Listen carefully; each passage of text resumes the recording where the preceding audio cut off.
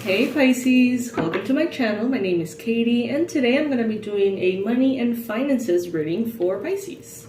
I hope you're doing good. I hope everything is going well in your life. Thank you so much for joining me today. Thank you for hanging out with me. I personally believe you can take something out of every reading that you watch, whether it resonates or not, so I invite you to stay. And I hope you enjoy it. Alright. Universe, Spirit, please bring in the most accurate predictions and the best advice for Pisces in money, about money, career, all that. I'm going to do a Celtic cross upright.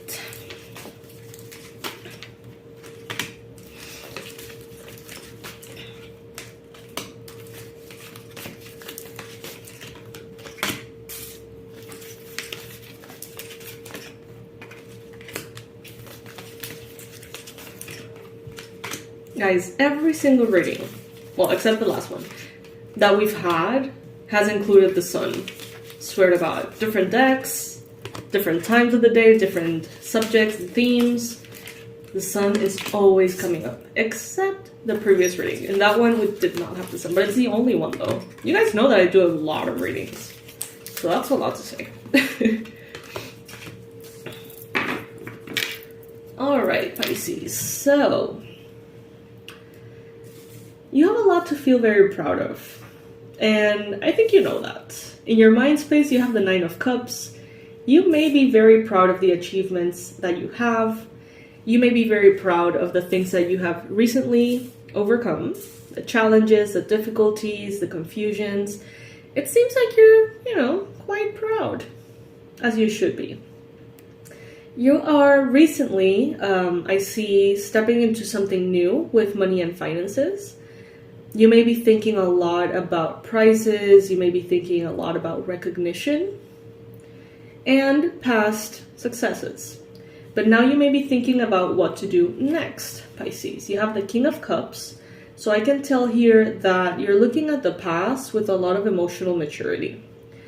Even if you've had decisions made in the past that were not all that beneficial, even if you've had your rough moments, it seems like you're looking at the past and understanding that it was all part of the process. Some of you, though, are almost craving an amount of money that you had in the past. Maybe you had more income in the past, maybe you had an opportunity, maybe you had a better salary, I don't know. Something happened in the past here that you're longing for, it seems. But try not to get stuck in the past, Pisces, because better things could be coming. With the sun here, what the universe wants you to know, better things are definitely coming. That's what that's what the universe is saying. Things are better. Things are brighter. You're going to be happier. You're going to have better luck. Everything is going to be unfolding wonderfully. But right now, you are in that pursuit, Pisces. You are in that process of maybe building something new, creating something new, sticking to something all the way up till the end. And therefore, the reward may not be immediate, so you're kind of longing for past rewards, is what I'm hearing. But remember that everything comes with good and bad.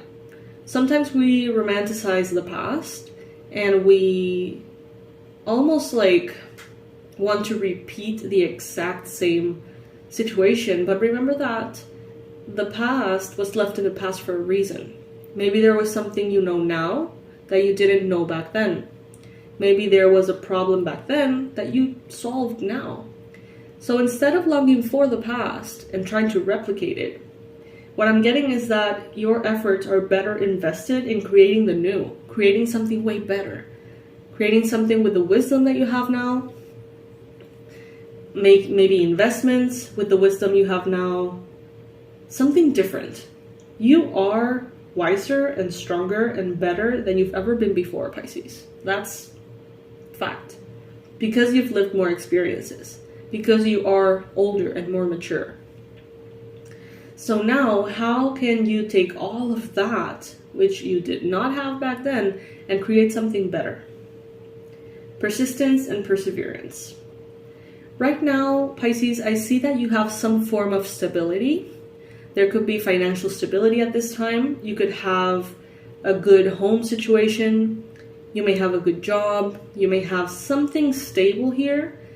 Maybe even a marriage, something stable that can help you in your pursuit of something new. So it's like you have some of the boxes checked, and that allows you to not have to think about that, and instead focus all of your attention in creating something new. In your environment, though, you have the Ten of Swords. So maybe in your community, maybe your country, your city, your neighborhood, in the world around, maybe there are difficulties. Maybe the economy is not as strong as it used to be, or maybe something is, a little bit harder. There could be issues, there could be endings, there could be transformations happening around. But that is also something that you can take and turn to your benefit. So if there's a lot of people struggling with something, how can you help them with that something? That way you can turn around and basically get all of those people who are struggling and provide something for them. Help them out with something. And get rewarded in return, of course. Choose a problem that everybody seems to have in the environment around you and create a solution for that somehow. You may have a Scorpio around you as well. A Leo, possibly two, could be a Libra, Gemini, Aquarius. I'm seeing all of those energies here. In your hopes and fears, you have the Death card.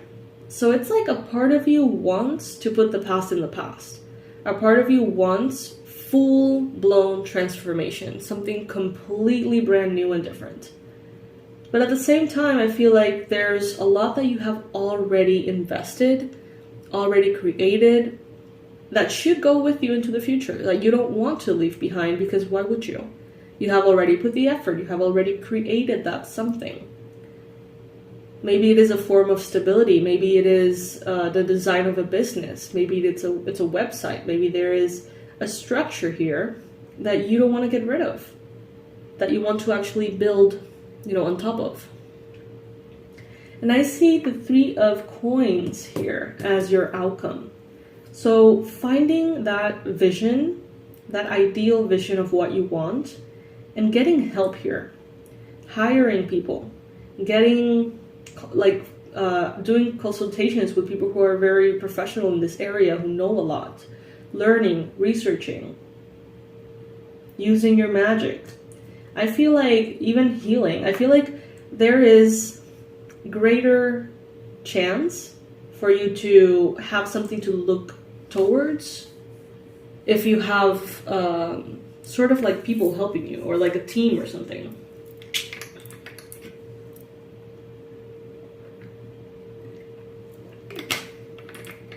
It's not a time to give up. It's a time to be patient. It's a time to remain in your center, to do what it takes to stay in your peace, in your stability. Part of you, Pisces, may want to be everywhere, doing everything all at once for everybody. Okay? Knight of Swords. You may have this sometimes intensity of, I want the rewards now. I want to make things happen now. This urgency, this stress, this tension. And that could be a problem, Pisces. That could be a problem because even though it makes you be laser focused and it gets you where you want to go quick, it's sloppy. It's an energy that is sloppy. It's an energy that allows things to fall through the cracks.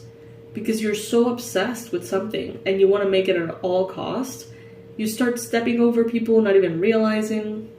You start neglecting areas of your life without even realizing, or even realizing and you're like, whatever, it's fine. So balance is definitely encouraged here. Some of you may have some kind of issue or problem with a Libra, Gemini, or Aquarius person, or someone who's always in a hurry, someone who's always very intense, very obsessive. that's not necessarily the part of you that is going to serve you long term. That can be a part of you, Pisces, that is very useful and helpful when you want to achieve like small goals. It's like, okay, I want to finish this week and I want to do something else next week. That energy is very good for very specific things that you need that oomph for, like you need that push, right? But if you take this energy long term, it will just lead to burnout and to a life that is honestly very unbalanced. And so Spirit is telling you here, first, you don't need to be in this urgent energy of stress, of wanting to do everything all the time for everybody. That is not the energy that you should aim for. Instead, aim for temperance, balance, doing a little bit of everything you need to do every single day, persistent, perseverant, disciplined, calmed, healthy. And you're going to see that you're going to get there just as fast or even faster because you feel good. The thing about urgency is that it comes from a space of fear. And you start attracting more things to be fearful for, right? So you start attracting obstacles, things to overcome, difficulties, challenges. But when you're at ease, even though it feels like you're moving slower, maybe you're actually manifesting a leg up here, a little opportunity there, you know, a little bit more flow, more ease. Precisely because you are in that energy of flow and ease, you know?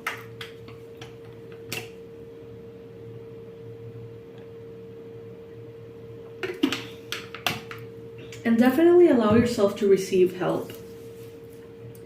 Do your best to not get stuck in the past, Pisces, because the things that you have manifested in the past that are to you incredible, that you're very proud of, are tiny in comparison to the things that you can create with the wisdom that you have now, with the resources that you have now, with the abilities, maybe the people, the team, the stability that you have in other areas.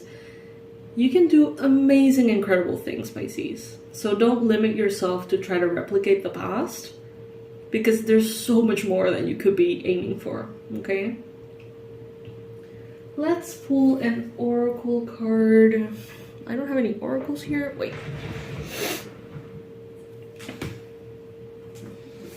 Okay, let's get one of these. These are the Queen of the Moon Oracle by Stacey DeMarco.